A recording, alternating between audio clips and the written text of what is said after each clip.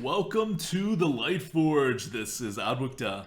This is Merps, and after a week of being live, we are once again not live. So after ADWCTA took his vacation, I am on vacation for this week. So we are once again doing a pre-recorded session for your enjoyment.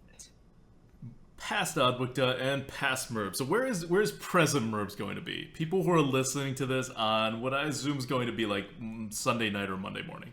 Well, if it's Sunday, Well, Sunday night you're going to be sleeping. Yeah, so yeah. Let's not go too deep into what you're doing Sunday night. Monday morning, what's going on? I think I'm on a plane pretty soon. Yeah. So it's unspectacular.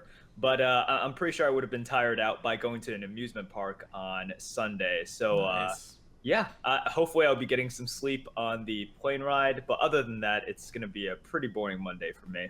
That's good. I think you need more boring Mondays to catch up on all that sleep you've been missing. Mm-hmm. Definitely. So actually, my favorite Lightforge episodes are these pre-recorded ones. It's a little weird, but because in these pre-recorded ones, we actually really delve deep into like foundational, fundamental arena theory. And that's something I'm really interested in. I think we do this better or, as good as anyone else. And so this is like a chance to really get into the weeds on things that, it's not really about the current meta. It's not about like a future meta. It's about what the arena is at its core. And understanding this stuff helps you kind of be more flexible within the game, right? Like rather than us just telling you these 3-drops are good or like this is how you do this type of play. You really, this helps you utilize your experience and build upon that to adjust to new situations. So that's what the arena's about, right? Always new situations. You always have to make all these evaluations, and these are the very root level kind of concerns that you're thinking about. And it doesn't quite fit into any of our meta discussions about current meta, so it's good that we get to slip these in between the metas. And what we're going to talk about today in Deep Fried Meta, where we deep fry the meta, is an old topic that we're going to focus on a very narrow aspect of, and the old topic is tempo. Tempo is probably, I'd say, the most discussed topic in Arena. Did you say that's fair? Probably. Mostly just because it's so vague, right? When you talk about card advantage, I think most people already have somewhat of an idea of what card advantage is. It's like, good. Right, more cards are good, and having those cards are going to be good for future use, right? So card advantage is something that's really easy, I think, to at least have a basic understanding of. But tempo is this like vague word in the air, and not a lot of people understand it, even when you explain it to them. And I think a simple way to explain it would just be translating the cards from your hand into like resources onto the board state, right? Yep. Even that, creates some sort of confusion. You're like, well, what do you mean translate? It's like, I just play a card, right? But it's not as simple as playing a card. Mm-hmm. It has to like come on the board or do something to the board, and then you have the next step of, well, what do I do with that? Exactly. So I think it might start by, and for those of you out there, some of you already know the exact definition of tempo, but if we're going to have a discussion on tempo, let's have a quick discussion on exactly what tempo is, right? Yeah. So tempo is translating resources from your hand onto the board state, but like ADWCTA says, it needs to have an actual impact on the board. It's not just playing cards. So card draw, that is not tempo because you are not affecting the board state. Healing, in terms of healing your own face, that is not tempo because it, even though you are sort of a part of the board, we're talking about sort of stats on the board. Yeah, and I think the most important part is like using up mana is not tempo. You generally use up mana to get tempo, but just because you're using up more mana doesn't mean you're getting more tempo. So if I have like a 5 mana 6/6 and a 6 mana 6/6, you get the same amount of tempo out of it, even though one uses an extra mana. So you shouldn't be calculating like the tempo based on this the mana used. Usually it's a good approximation for it, right? Like Blizzard makes cards on approximately similar value. Like Yeti's a 4/5 for a reason, but you also have Magma Rager and Ice Rager, right? Like one has more tempo than the other. Right, definitely. There's different ways to use the word tempo. If you spend 5 mana and get out a 3/3 creature, yes, you have tempoed out a 3/3 creature. However, at the same time, you know, It's not a high tempo play. Generally right, speaking, you're expecting to get a lot more than a 3/3 from spending 5 mana on any particular turn. exactly. So the temp like the word tempo can be used as just by itself as an yes, I played a now even worse like 1/1 for 7 mana, right? Like look at what I did. I impacted the board with my 7 mana, and yes, you did. But with your 7 mana, you're hoping to get something like a Dr. Boom, right? Yeah. That is an extraordinary amount of tempo. Yeah, and it gets even more complicated when we're talking about effective tempo. So let's say you have a mage with a hero power, right? That's like what? Let's call it 1 tempo. You deal 1 damage, right? Right. If you remove a 1/1 off the board, you get rid of 1 tempo on your opponent's side. Let's just you can like I sometimes say like half a tempo for like each stat. Sometimes I say 1 tempo for each stat. So then the mage either gets like 1 tempo or 2 tempo depending on which scale you use. Let's use the scale where each tempo is a 1/1 equivalent. So in that sense, if I use a mage hero power, I'm supposed to get 1 tempo, right? But if I use the mage power to kill a 3/1, I've gotten 2 tempo. Or even more complicated, what if I had a 3/3 on the board and my opponent has a 3/1 and I use the mage hero power? I may have gotten 3 tempo out of that. So that hero power, compared to what else I could have done, may have actually been better tempo than normally if I used a card. Because normally cards go 1 for 1, right? 1 mana for 1 tempo, usually. Like, you get a little more tempo out of it than a 1 for 1 ratio, but generally like that. And hero powers go the other way, where you spend 2 mana and you get, like, something that's not even worth 1 mana, right? You get, like, a Moonfire out of it. But you can sneak tempo in that way depending on how your board state is. So like effective tempo is different than your kind of base tempo of how you're affecting the board. And there's many levels, right? You can keep going with levels into this. This is not like the deepest we're going into tempo. And we don't really need to go that deep into tempo for our discussion. But the idea is there's the simple way to look at tempo, which is you do something to affect the board. There's a little more complicated way to look at tempo, which is where we normally kind of stop when we're talking theory crafting, which is how much do you normally put on the board in a normal situation. And then there's the real way of looking at it, which is how much tempo are you actually getting based on this very specific board state. So, maybe you have a 7/3 on the board to his 3/1. In that case, a Moonfire is insanely high amount of tempo, right? You basically spent 0 mana, you got a 7/3. Yeah. So like Advocate says, we don't have to go that deep into it. But now we want to, I guess, touch upon the discussion of today, which is, I guess, tempo now versus tempo later. Yeah, like we've talked on previous Lightforges about kind of like trading tempo, or for trading other resources for tempo. The easiest way you try to play a tempo game is by throwing other resources away to get tempo. Like a weapon throws away your life for additional tempo. Oftentimes playing very low mana cards throws away these additional cards in exchange for more tempo, because even a 0 mana card has something attached to it, and generally you're getting more than 1 for 1 stats from playing extra cards, right? Like 2 Bloodfen Raptors is actually 10 stats on the board, whereas 1 Yeti would only be 9 stats. So you kind of changed like 1 card into 1 stat, which is not like the best trade value-wise, but you do get extra tempo just by playing more cards too. So that's like the basic ways of how to trade other resources for tempo. But now we're talking about trading tempo for tempo. So tempo now for tempo later, or tempo later for tempo now. And the game gives you a couple of ways to do it. So let's look at the most obvious way of trading tempo later for tempo now, which is Overload. Yeah. So Overload, the much controversial, basically... Much maligned mechanic. I can't think of another mechanic that was hated on more than Overload. It was quite hated, although it really just came over time, right? Shaman was fine back in Classic when people were, they were playing mid-range Shaman. They thought Overload was a bit annoying, but the power level was just different back then. Yeah.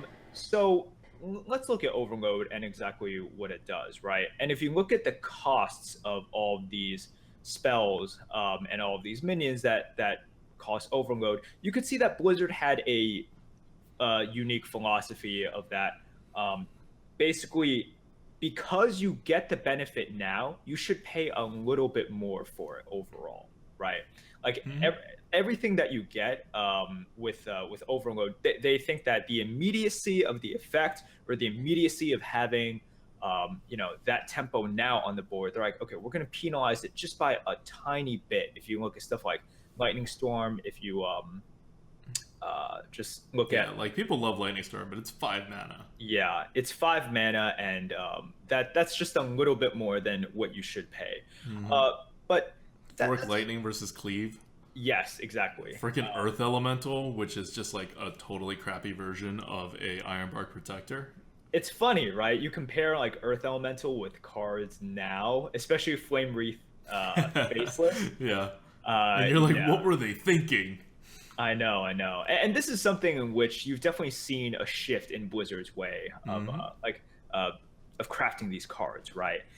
Where they've realized that, man, this just isn't working out for the Shaman. And it could just be because they've changed their stance on Overload. It could be because they've figured Shaman just needs better cards. But they've definitely shifted. So anyways, we're going away from the topic at hand. But Overload is sort of the, I guess, main mechanic that you think of when you're trading like Tempo Later for Tempo Now. You're using Overload to screw yourself later on tempo-wise because you have less mana to spend, and the key way to get tempo is to use mana, and you're getting the results now. So that's not a very difficult concept, but the important part, I think, is that Blizzard lately, when it comes to Fireguard Destroyer, when it comes to Flame Wreath Faceless, it's pretty much gone from, so the exact numbers are these. The values on average of Overload before were 2/3 of a mana. Like, getting a mana now would be the same as getting 2/3 of a mana the next turn. That's how they viewed it. That's kind of how they averaged it. And you had cards that were a little better than that and cards that are a little worse than that. But overall, that's where it hits a nice average zone. Now, Blizzard really is treating both of them as the same. And even before Blizzard started treating Mana Now and Mana Later as effectively the same when it comes to Overload, we were looking at our tier list and we kept like trying to mentally like figure out where these like Overload cards should be, and we kept moving these Overload cards like lower and lower. And our mathematical model, where we were valuing the Overloads at the same value that Blizzard was doing it, which is 2/3, kept telling us, oh no, these are great cards, it should be rated like this high. And then we were like, no, there's no way like these cards are that good, because we play with them and they're really not that good. Like, that's just not the effect that they have. And we were wondering why, because it makes sense, right? You get tempo earlier on, you're able to do more stuff with it. Because what is tempo? Tempo gets the board. And as we always say, once you have the board, you have more choices. When you have more choices, your skill can come into play, and you can decide stuff, right? You can decide how things trade. You can flip the board. These are all very positive things that should have hugely positive impacts. And when it comes to the Shaman with Overload, they just don't anymore, right? Nope. And the key reason why they don't, so before you get all carried away and say, wait, hold on, are you guys really saying Tempo Later and Tempo Now are the exact same thing? We're not. But Tempo Now versus Tempo Later with a cap with a very predictable, and everyone knows it, right? Like, you show your opponent your hand, basically, with a cap on how much mana you could spend the next turn, creates the counter flip to your current flip. So you flip the board, and then you're basically like, okay, opponent, now you flip the board, because you just give them the mana back immediately thereafter. So it's not exactly the same as just Tempo Now versus Tempo Later. It's a very set amount of max tempo that you can have on the next turn. And that's what really hurts Overload, I think. And Blizzard has come to realize it. And so Blizzard now makes Overload cards as if the Overload in mana is not like a bonus, right? As if it's just like a different way of valuing mana. Yeah, definitely. And I think the easiest way to think about that is something like a totem goal, right? Mm-hmm. Yes. Right, because now what is the punishment? There is no punishment for it being a turn 2 spider tank, right? Mm-hmm.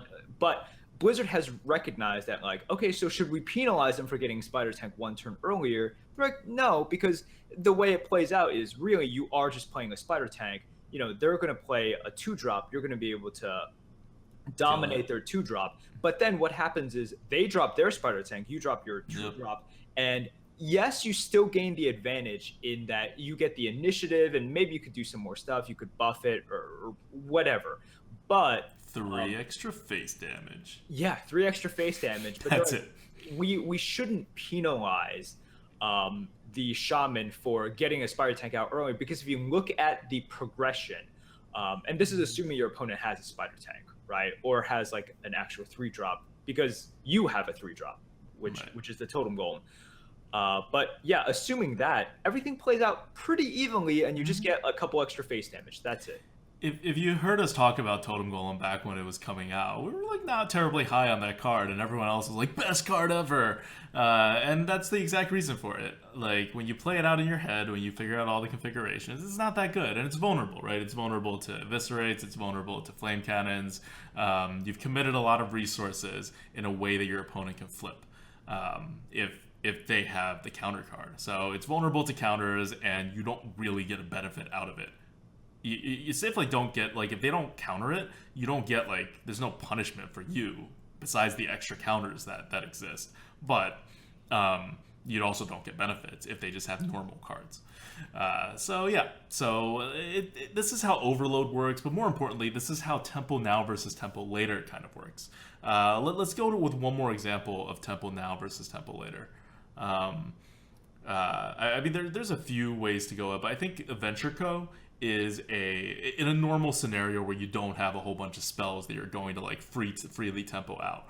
So you play it on this turn. It's 5 mana. It's a 7/6. You get like +1/+1 on what you should get on your minion. On what you should get on a pretty good minion actually. And in return, you are losing 3 mana the next turn. Yeah. For 1 mana this turn. It's a huge penalty. Yeah, and so that's why Adventure Co. is not that good unless you have the spells, right? If you have the spells and you don't have to lose the mana the next turn, that's great. Then you just get a free mana's worth of tempo, and you delay it 1 extra turn. And it also works a little better than the Overload because it's unpredictable, right? You put it out, your opponent doesn't know whether you have spells or not. They don't know whether they can flip the board on you or not. Whereas if you overload all your stuff, unless you have that lava shock, to unlock all of your overloaded mana crystals, your opponent knows that they can flip the board the very turn afterwards, or like set up something and then flip it when you go to your next turn with less mana than they have. Whereas Venture Co. doesn't have that effect. But it's still it basically, like, when this game gives you mana earlier on, or it gives you tempo earlier on than you should have it at the cost of tempo later, the cost is hefty. It's kind of the point I think we're trying to drive home. Like, Blizzard actually errs on the side of undervaluing tempo. Overvaluing tempo now, and undervaluing tempo later. So when the cost is tempo later, and what you're gaining is tempo now, Blizzard thinks, "Oh my God, this is such a good thing we're giving you." And in reality, it's not that great, or at least this is what Blizzard's philosophy used to be, right? Because Venture Co. What is Venture Co.? It's a classic card, and when they're taking tempo later, they want to take like a lot of tempo later. So therefore, when you're looking to get trade tempo later for tempo now, it's not that great. Like, it kind of works. It's not like, don't ever use overload cards. They're horrible. They're not. They do their jobs, but there's nothing. They're not like hexes, right? Hex is just like tempo. Yeah, it's basically an assassinate where it costs 2 mana less, right? Like, that's just purely overpowered card in terms of tempo, and that's not Overload, that's not Venture Co.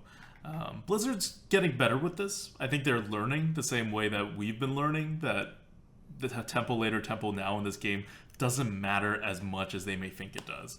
But the old cards are kind of stuck in the way that they are.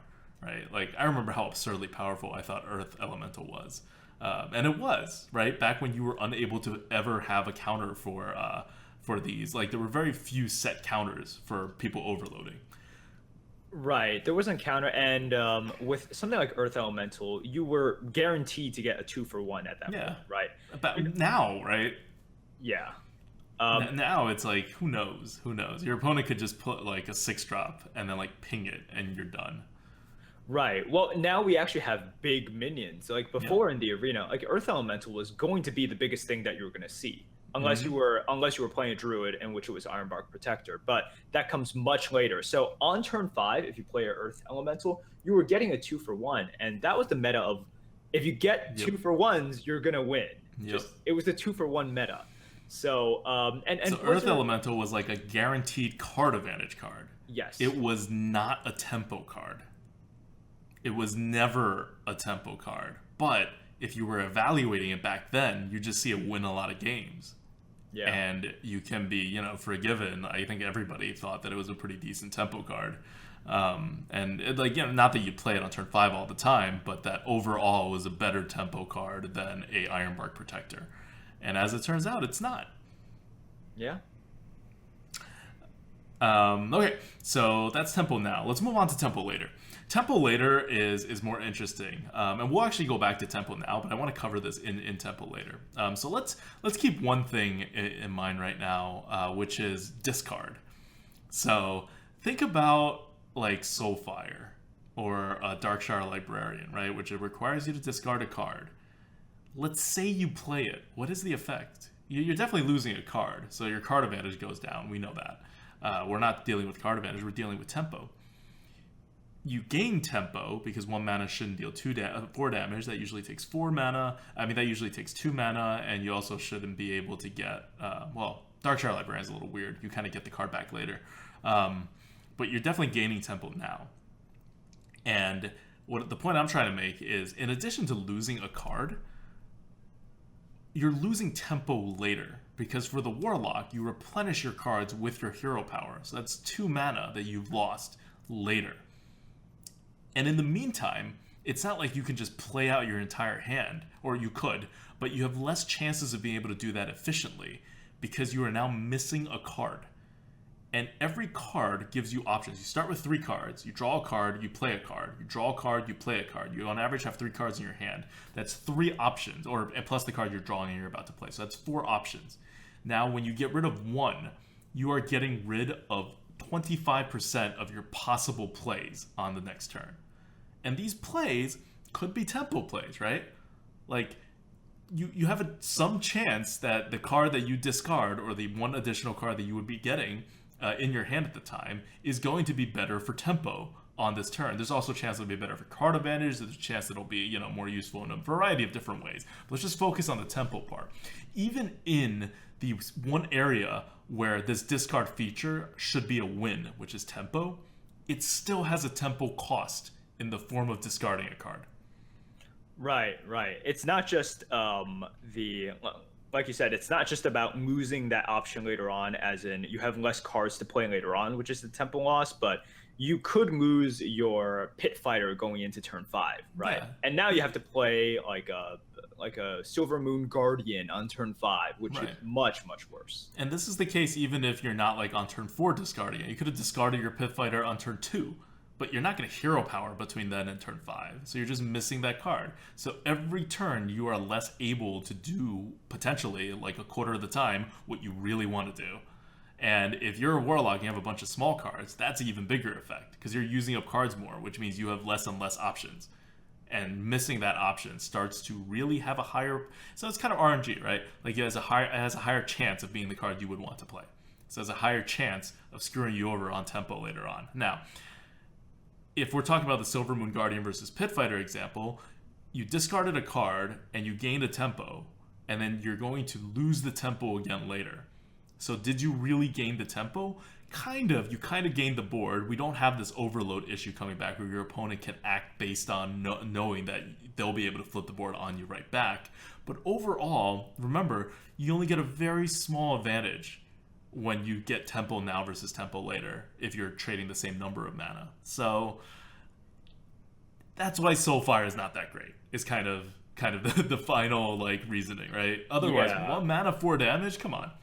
Right. And this all goes back to what we talked about with the mage ping, right? Like in some hypothetical world where you're basically destroying a minion with 20 attack and 4 health with the Soulfire, and you discard your next turn play, and all you have is like a 3-drop to play instead of your 5-drop. That's still immensely worth it because you're getting rid of something that is like, I don't know, 15 mana's worth of value or whatever, right? But typically, when we talk about use up the Soulfire, we're just assuming normal conditions here, and we're like, okay, well, you gain that 1 mana, but the next turn you lose 1 mana, and assuming the board is equal, well, you haven't really gained anything. Yeah. Right. So if it is the case that you discarded something and it's going to be 3 turns before you're going to be hurt by the lack of options, then fine, right? Like, because each turn that you get to because each turn that you delay the use of mana, the larger the value. Because it's each turn that you move a mana forward, you get a tiny bit of value, right?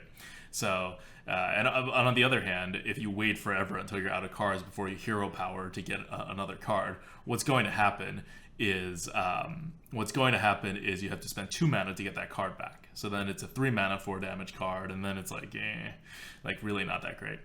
But it has the upside of potentially not hurting you at all, right? If you throw away all your cards first before you play it, then you don't even have a downside. So it's a complicated card, but in the normal use scenario where you are discarding a card and it is getting played in a position where you would miss the option in the near future, which is the most likely scenario, you do have to pay back the tempo. And people don't like to think about it in that way, but it is an actual tempo cost, which brings me back to tempo later. If discarding a card questionably destroys your tempo now, questionably helps your tempo now at the cost of tempo later, then drawing a card questionably hurts your tempo overall, even though it hurts your tempo now and it helps your tempo later. So it helps your tempo later in the same kind of reasoning that we're using, which is that it gives you options, and you're more likely to use your options to better tempo advantage later in your next few turns. And it obviously costs tempo now because you unless you're playing like a King's Elic, right? You're not going to just like draw a free card. It's going to cost some amount of tempo. Gnomish Inventor is a 2/4 instead of a 4/5, right? Like, it's a decent amount of tempo costs. Right. So, yeah.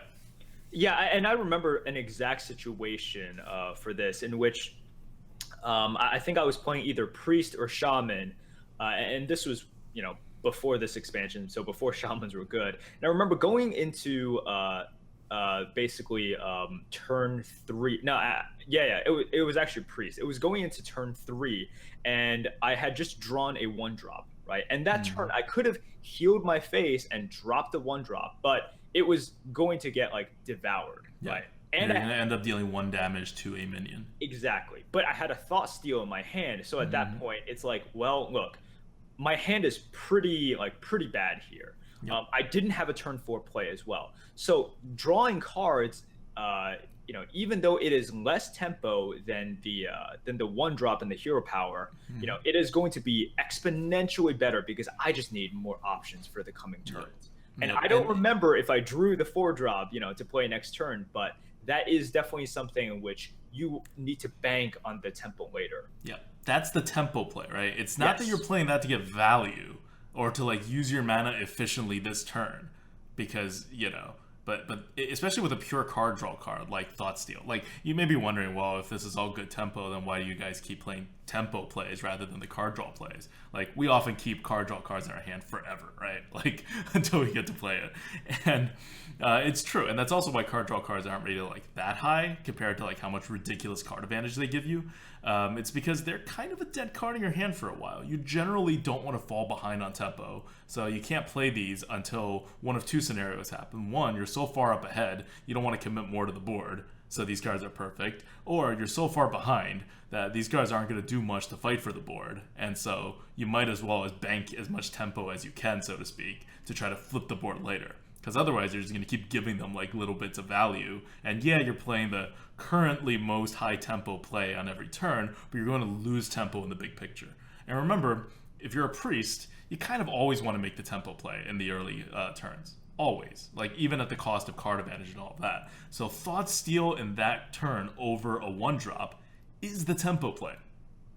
That's the like the realization I kind of want everyone to be having here is that playing a play that has no effect on the board this turn may be the tempo play over a play that has an effect on the turn. Right. Because once again, we're not looking at you want to look at the game as a whole, right? Mm-hmm. And that is also what Blizzard is trending towards. They want us to look at these turns as a whole as well. So we really just need the option for that turn. And you just have to realize that, like, when you're doing that, because I think everyone will look at that scenario and be like, oh yeah, like, obviously that's the correct move. It's doing nothing there. But it's the way you interpret it, right? Like, some people might say, like, oh yeah, we just need, like, better value or something. No, like, that is the tempo play here, which is so weird because you never, a lot of people don't think about card draw as tempo ever. Yep. Yeah, and it's a good reason, right? You take a lot of shortcuts in your head because you have to think about everything, and there's way too much to think about on Hearthstone. But if you're trying to move on to a more advanced levels of thinking about things, it's time to start looking at card draw for the tempo that it gives you. It's not a lot of tempo, right? Like, it's obviously still anti-tempo in most cases, but sometimes it is the tempo play, and sometimes when you're evaluating it, you're like, yeah, I want tempo, but I'm not like a priest or anything, right? Like, I don't need the tempo now. So maybe I kind of want this card draw to get card advantage value by getting good trades and better situational usage of my cards, even though it's going to cost me a little bit of tempo. And now you can have a better sense of exactly how much tempo it's costing you, which is not as much as you think, right? It's not like, if you use Arcane Intellect, that's not 3 mana of tempo that it's costing you. That's like maybe, 2.5, right? Something like that, depending on what your cards are. And this also goes to how many options you have in your deck, right? If your whole deck is filled with Bloodfen Raptors, drawing more Bloodfen Raptors is not going to get you more tempo. Yeah. On the other hand, if your deck is full of very specific answers to very different things, then drawing cards is going to give you tempo and a much higher % chance. And also, card draw is always RNG. So it's also always one of those things where, like, try not to rely on it. But these are kind of, situational usage situations. But, like, if you're looking to maximize the way you're thinking about it, so you're thinking about it in the exact right way, like, tempo now versus tempo later with card draw is more of a borderline case than you may think. And of course, there's the easier things, right? Like Unstable Portal and Light in the Darkness. That's like asking you to bank tempo, right? One makes your card cost less mana the next turn, or whenever you play it. The other one gives your card an extra point of tempo at the cost of 2 mana right now. So they're kind of obvious cases for, I'm going to bank tempo. And with those card draws, like, you have to think about the option, because you may be thinking, well, I'm not drawing any more cards. I'm using one card to draw one card. How am I gaining an option? It's because your card in your hand, whether it's Light in the Darkness or Unstable Portal, is not really a card. It's never like, oh, this is the situation to use it. It's more like, oh, this is the situation where it will hurt me the least to use it, to bank tempo. Or I could potentially use it on this turn to not lose tempo, right? But they're not really an option. And once you switch it, you switch this kind of useless card tempo-wise for a card that could be useful tempo-wise. It's weird, like, if you're looking at it in terms of a card, Light in the Darkness is not a card, right? If we're defining a card as something that you can actually sort of weigh the option of using, right? Yeah. Like, that is a, it's called Light in the Darkness. It really is sort of like a shot in the dark as well. Yeah. Like, you're committing your mana and being like, all right, well, let's see what happens here. Unstable Portal, though, I think it's a little bit different, just because you could get that tempo now, right? Like, Light in the Darkness, you always have a, quote, loss on it. With Unstable Portal, you could play it on turn 2 and then get that Fierce Monkey, right? And suddenly that is a huge tempo gain. Yeah. So it is possible, but once again... Very small chance. Very small chance, very unlikely. So, the risk that you take there, a lot of times you need to be prepared to just lose out on that mana for that turn. So that's trading tempo now for tempo later, or banking tempo, however you want to put it. And there's one special card that's been introduced in OG that does this really well, which is the Nerubian Prophet. You want to talk about that? Yeah, Nerubian Prophet is, my gosh, it is such a cool mechanic. And in terms of card design, I hope they do more stuff like this. But Nerubian Prophet, what it The more does, stuff they do, stuff like that, the more I'm gonna mulligan them all away. Nerubian Prophet is so interesting because it takes this idea of a trade and it gets rid of the uncertainty, right? It heavily rewards you for, holding off on this one card. And Blizzard recognizes this concept that we're talking about. Like the fact that you have this card in your hand, it's taking up a slot, right? Yep. And we are always saying that, like, if a card takes up a slot, it's taking up one of your options. And you choosing not to use that option, they're rewarding you for it, you know?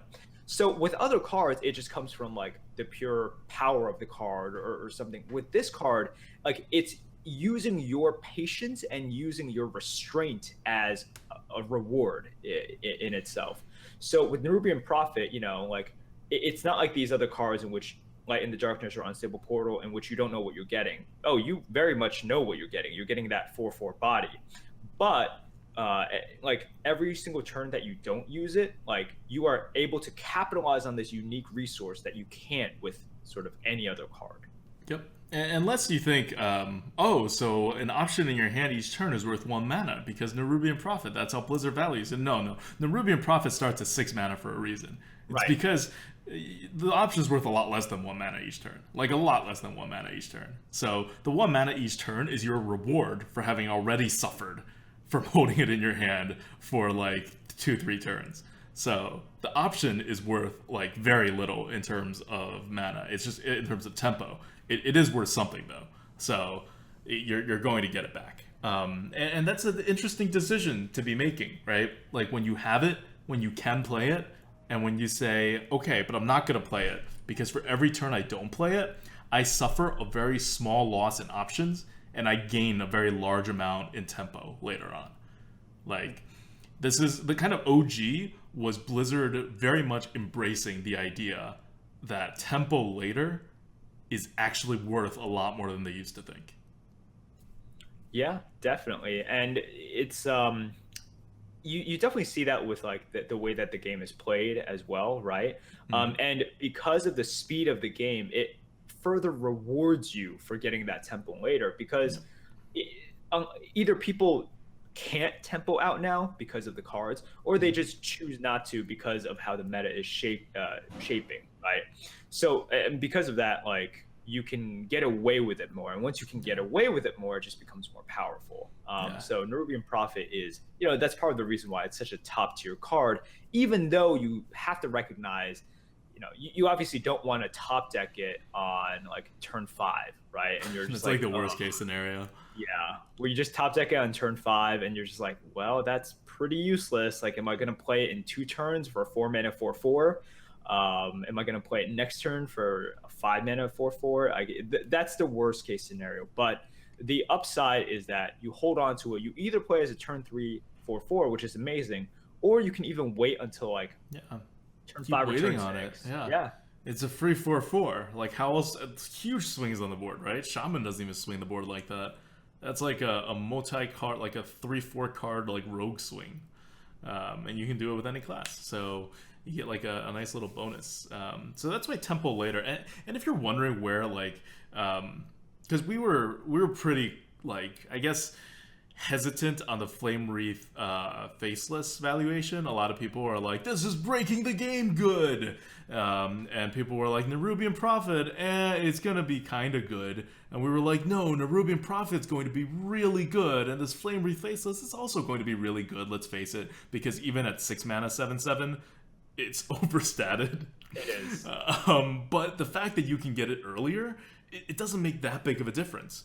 And so we started out with these cards, like, right from the get-go in OG, before we ever played with these, valuing them correctly, because we had just done this, like, big tier list update with the old cards. And we recognize, like, exactly how, like, overload and exactly how tempo is working on the time continuum of this game in terms of our experience and where card values are falling. And so, like, if you're wondering why, and maybe you had the same thoughts, maybe you were kind of like fooled by the old way of doing things that Blizzard had been using before the more recent expansions. But that's if you understand the game at a deeper level, you can make these calls, and these calls come in very handy in game, in gameplay decisions when you know a basic thing like I want tempo, like I am only going to win this game with tempo because I'm going to lose the card advantage war. Now I'm going to try to maximize my tempo. How do I do that? It's not necessarily a maximize tempo this turn. And now there's tempo value later, and it's real tempo value, and you can use it. And it's not just Nerubian Prophet, right? It's like card draw. It's like everything. Yep. So this idea of like we were talking earlier about how tempo now has these huge costs that Blizzard has imposed on it in their normal card valuation process. Well, tempo later, Blizzard is opening up. Blizzard wants you to play on this time continuum, and it's punishing moving tempo up, and it's rewarding pushing tempo later with these new cards. And so it's a direction Blizzard wants to go, and it is like if Blizzard, they're the ones making these cards, right? So when they're doing this stuff, you go with it, because that's how the gameplay changes based on what cards they put in the pool, right? So they put these cards in the pool, you recognize their value, you play them the right way, and more importantly, you start strategizing with these things in mind. You start thinking about, I need to win on tempo, so I need to slow down right now. Like, that is a thought that I think you have much more frequently now than you ever did before. Some people never have those thoughts. It's a weird concept. It's a weird concept, but if you want to take your game to the next level, this is one of the ways to do it, right? This is what the top players are thinking about, or like aware of. It's a hard call to make, but once you make these calls a couple of times, it starts feeling like really natural. Like, oh yeah, of course, right? Of course this is the tempo play, the play in which I do nothing on the board. Yep. Okay, so that's deep fried meta. I thought this was a pretty complicated topic, even though it's very niche. And we'll go into more and more niche things, and maybe we'll do like overviews again of like more common concepts like 2-drops. But I do want to splice in some of these more advanced concepts in as well, because the Lightforge has been running for almost a year now. Like we're getting close to our 1-year anniversary of the Lightforge, so I think it's time to kind of kick it up a notch when we get to these deep fried metas, into less broadly useful but more like super advanced kinds of like thinking. By no means are we the only people thinking this way, by a long shot, but I do think that in practice, at least like 90% of the players, if not like 95, 99% of the players aren't thinking about tempo in this way. And if you want to be that like, top 1%, top 5% of arena players, you should start thinking about tempo in this way sometimes. Sounds good. All right, so let's go to a question from the GOAT. All right, so question from the GOAT. I'll be honest with you guys. It's been many weeks of this, and by now I have a really tough time thinking of question from the GOAT. So please bombard Merps' Twitter, which is Merps2428. No, 4248. 4248, sorry. Merps4248 with question from the GOAT ideas, because we're running out, man. So my search process is basically go on Google and try to find questions, which led me to this interesting question about video game addictions. Now, we're not going to ask about video game addictions for this question from the GOAT, but it is interesting to just see that both ADWCTA and I probably answer yes to 17 out of the 20 questions. And the only ones that we answer no to are like, are you ashamed of your gaming? We're like, no, we're not ashamed. Come on. Yeah. Are you envious of people who can control their gaming in moderation? No. It's like it's like the opposite. And there was like one question where it was like, when you're not gaming, we're like, disregard. NA, not applicable. But it leads me to an interesting question. Okay, because they asked this to a lot of people who are passionate about something and they devote a lot of their time to something. Basically, what would you be doing if you weren't gaming? Like if you just didn't game, right? It's like they ask football players, like, what would you be doing if you weren't playing football or you weren't playing basketball? And that like is their entire life, right? And then they're just like more so than us. We actually have like jobs. Yeah, not like other parts of our lives, but we do have jobs. But I've always thought it was a weird question because it's like, well, if you weren't you in the like in a significant degree, what would you be? But I guess that's a question I'm going to ask you this week. All right, okay. That was a really excellent questionnaire, by the way, about addiction. It's just like straight down. It's like, yes, of course, yes. What's wrong with that? Why is this bad? I kind of feel like that's what like an alcoholic would say, like before you accept that you have a problem. Is you're just like, yeah, alcohol, it's good, it's fun. Yeah, people like it. Yeah, everyone does it. What? But regardless, so what would I be doing if I wasn't gaming? It's a weird question to ask because I've been gaming for like most of my life, and I feel like at any time gaming is like 50% of what I do on my free time, like throughout the course of my life. And actually, and this is a true story. My parents got divorced when I was like 8 or like 7, just like this really young age. And I had like spent like 4 years in Beijing, and then I came here for 2 years, and then went back to Beijing for like a year, I think, maybe like a year and a half. And that was when my parents were getting divorced, and so I had a choice, right, of where I wanted to grow up. Like, it was very much presented to me. It's like, you can go back to the US and live with your mom, or you can stay in Beijing and live with your dad, and, you know, essentially the rest of the family. And I remember very clearly, I was like, well, this is a huge freaking choice. I am not qualified to make this. I'm 7 years old. But I will decide based upon the most important thing in my life right now, which is which country has access to Nintendo games. And the answer was clearly the US, right? Like, hands down. There was not even Nintendo in China back then. So I picked my mom and the US, having no greater love for my mom or my dad. That wasn't even like part of the equation.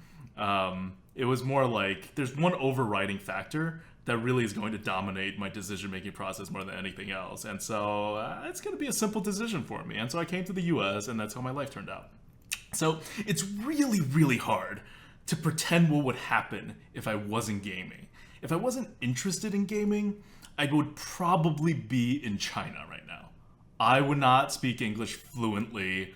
I would be a totally different person. I would not have had any of the experiences I had growing up. So wow. I would literally be a very, very different person. I would not, like, you know, my career would be different, much less this whole gaming thing. So that's a very difficult question. On a more micro level, like, if you told me today I couldn't play games, I'd probably be a little more social and work out a little bit more. There was a period of, like, between, like, high school and college, like, the early part of college and the end of high school, when I was like, man, gaming takes up a lot of time. Like, I want to hang out with girls, and I want to, like, do the things I see in movies and TV. And so I, like, just stopped playing games for a while, and it was fine. And I did all this other stuff. I don't regret it or anything, but, like, you know, like looking back on it, it's not like, oh man, right? Like, I would want to do that again. It's like, no, that's something you did for a period of your life. Like, yeah, I socialized, and I guess I don't have any regrets, but man, that's not a part of my life anymore. Right, exactly. It's, you know, like, I've been there, I've done that. It's not how most people feel about socializing, I realize that, but I don't know. I'd probably do something like that and feel less joy than gaming. Yeah, I don't know what I would do. I used to play a lot of recreational sports. Maybe I would go back to that, but you need people to do that with. Yeah, and you gotta, like, figure them out and, like, find them. Maybe I would watch more movies, but there's no, oh gosh, like, as I'm talking about it, I'm getting this disgusting feeling that my life just wouldn't. Yeah. It's like, why would you do this instead of something that's just much better? Anyways. Yeah. That's it. That's what happens when you take addiction questionnaires. You look at the addiction questionnaire and you're like, who makes these questions? Why don't they get it? Why don't they get how great alcohol is? Just don't understand, man. All right. Okay. So let's finish this off with a card good bad. This should be quick and simple because we picked a really basic card good bad today. Just one that we haven't actually done, and I was kind of surprised we've never done it. But I guess it was, like, so easy that we were just like, well, we don't have to even say it. But to newer players, it's kind of a weird, I guess this is a weird card good bad to do after we just did a really advanced topic for Deep Fried Meta. But if you're a newer player, or, you know, you just never, like, thought about it, you just took this card for granted as, oh yeah, it's a good card. Dark Iron Dwarf.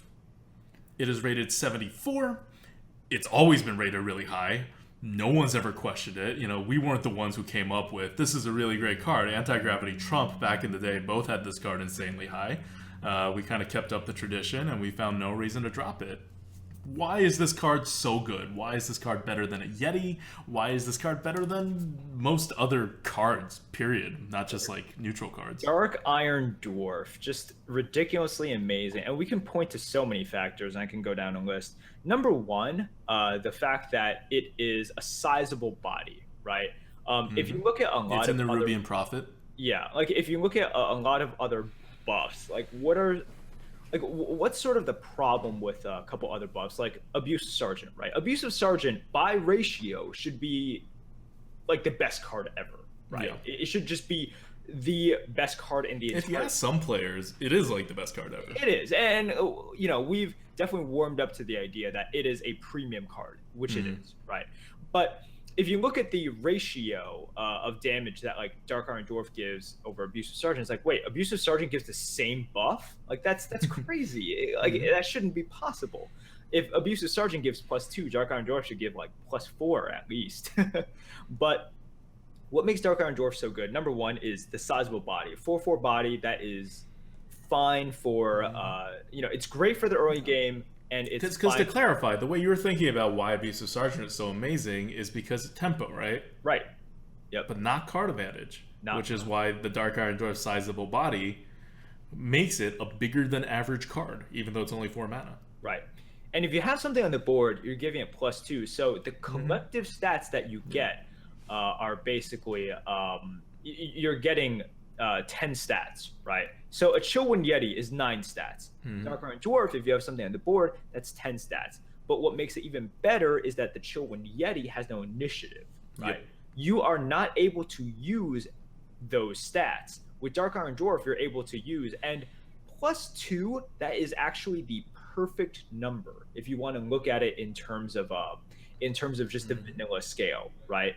If you look at the vanilla scale, every mana up is +2 health in relation to the minion below's attack. So Spider Tank versus a Yeti, it's a 3/4 versus for like defensive-minded creatures. For defensive-minded 3/4, 4/5, 5/6 stat lines. Yeah. Right. Like the good ones, the ones you're more likely to pick. Yeah. So for me, it would be the standard quote, vanilla minions. Okay. It is also perfect for that, right? It perfectly sort of busts this trade of like just back and forth, like Spider Tank, Yeti, Pit Fighter mechanic. Yep. Now all of a sudden you have an extra Yeti on the board. You have an extra Spider Tank on the board. Sure, it may only have 1 health, but hey, if they take care of it with a ping, you now have 2 extra mana, right?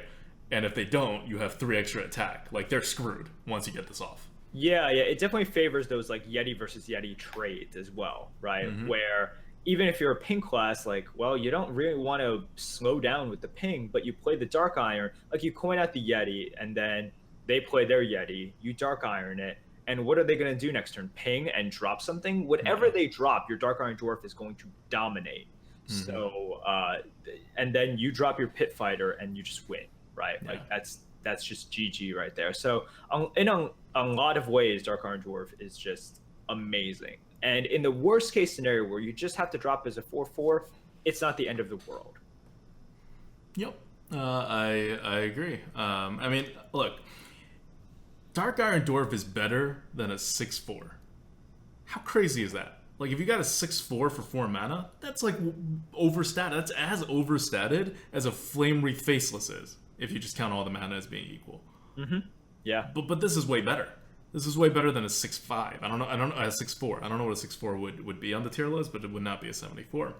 And just the crazy part of it is if you compare it to something like Stormpike Commando, which one is a 4/2, not a 4/4, which is way worse than a 4/4, and it also deals 2 damage, and it costs it costs 1 more mana.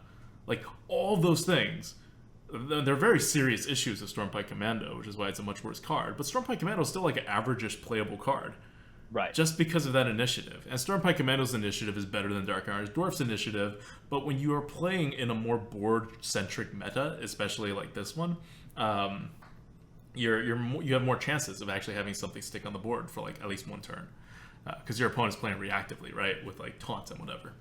So that's why this card is good. It has the like partial, and it has the situational initiative. The situation happens a lot, and once the situation triggers, it gets this ridiculous value. One of the things that's really like, this has been, I think, one of the least talked about, but the most fundamental change in the meta that's happened since Classic, is that in Classic, one of the things you always play around, always, every single freaking turn, is a 2 damage swing.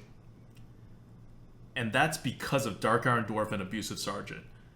You always play around, to the extent that you can, a 2 damage swing, because that's how your opponent will get on the board. There's not a lot of ways for your opponent to get on the board besides like the dominant class cards, most of which you can't really stop.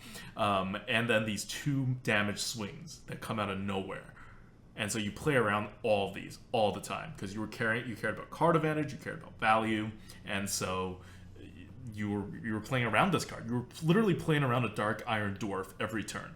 Like, it sounds crazy right now, right? Like, if you talk to someone who just like stepped into this game in Ode Gods and you said, yeah, back in the day, we played around Dark Iron Dwarf every single turn. Like, when we were deciding whether to like remove the opponent's minion, like when we did a co-op, someone would always say, okay, but this would die if your opponent has a Dark Iron Dwarf and he'd win the game. And you'd be like, oh, all right, I guess we have to play a little more conservatively then. Like, it's a ridiculous thought right now in this meta, but that's what we did back in the day, and it was the correct play back in the day because there were so many Dark Iron Dwarfs. You were averaging more than 1 per deck, and there's not a lot of other cards, and that was one of the few ways you would lose. Now there's a whole ton of ways you lose, right? And so you don't like you don't play around Dark Iron Dwarfs anymore. But more importantly, Blizzard has not introduced any more +2 damage cards. You have Dark Iron Dwarf, Abusive Sergeant, and then you have, what is that? The like +2 permanent damage guy? 1/2. Oh, Lance Carrier. Lance Carrier for 2 mana. It's not even 1 mana, right? Your Abusive Sergeant is 1 mana. This guy's 2 mana. Like, this kind of really substandard card that adds 2 more damage, but otherwise, nothing adds 2 damage. And I think one of the reasons why this happened wasn't an accident. The reason this happened is because Blizzard looked at the +2 damage meta and said, I don't know if I want everyone to be playing around 2 damage all the time. So they didn't add more cards like this, especially recently, right? When you get the idea that they're really thinking about the arena in these recent expansions, and they've done a good job in terms of balancing it, they still haven't added a real +2 damage card. And they know that, like, if they were playing arena back then and they're playing arena now, and they're like looking at what like good arena players have been doing, they know what's happening, right? Which is that this is kind of going out of style because of the cards they're releasing, and they don't really have an interest in bringing it back, which makes Dark Iron Dwarf even more powerful because no one's playing around it now. Yep, definitely. So Dark Iron Dwarf, really good card. Really good card. Insanely good card. And even better if you're playing one of the, like an archetype where you're expected to be on the board. But even if you're not, right, you're going to get on the board at some point. And if you don't get on the board at some point, no card's going to save you. So this card could be the best card of the game, and you're still dead. So that's card goodbye, Dark Iron Dwarf. All right, I think that's it for us this week. All right, we will see you next week live, and there should be no more interruptions from the live Lightforges from now until like Labor Day. I don't know, probably more after that. So thank you guys for sticking with us. A question from the GOAT, by the way, because I forgot, is brought to you by our patrons. If you are considering, we used to say like it's brought to you by our patrons and we're not sponsored by anyone, but we got a sponsor, our first sponsor actually, and we're writing something up about it, but we're really excited about the sponsor, and it's Framery. Framery.com. You may not have heard of them, but they are a glasses company, and if you're watching this video, we are both wearing Framery glasses right now. I'm not going to give the whole pitch on the Lightforge. They're really sponsoring us for our Twitch, but we're just really grateful for the sponsorship, and we have like turned down so many like offers and steps before the offers when we just saw a product and we're like, I don't know whether it's the product itself or the price or the way they're handling their business. So we've been very picky, and we finally matched with a great company who provides at a very reasonable price a great product. We've really enjoyed these glasses. You can see how they look. They have many styles. They're just online. Check them out. Framery.com. They also have this cool thing with like these like lenses. You actually pop them out and you can put in new lenses, which will save you even more money. And you get 20% off if you use the code GOAT when you check out at Framery.com. That's FRAM. ERI. Yeah, sorry, I'm really bad at spelling. Sorry. That's ERI, not ERY. ERI. FRAMERI is Framery. Okay. Check out I'll tweet about it and it'll be on our subreddit if you want to learn more about this, and their website will obviously also tell you more. But yeah, we are also sponsored still by our patrons. If you are interested in supporting us, it's patreon.com/grinninggoat. Thank you guys so much for your support. And we hope it's almost a year of Lightforges, and we hope to be making many, many more years of Lightforge podcasts. All right, so that's it from us for this 4th of July weekend. I'm Ughbog. This is Merps. See you guys.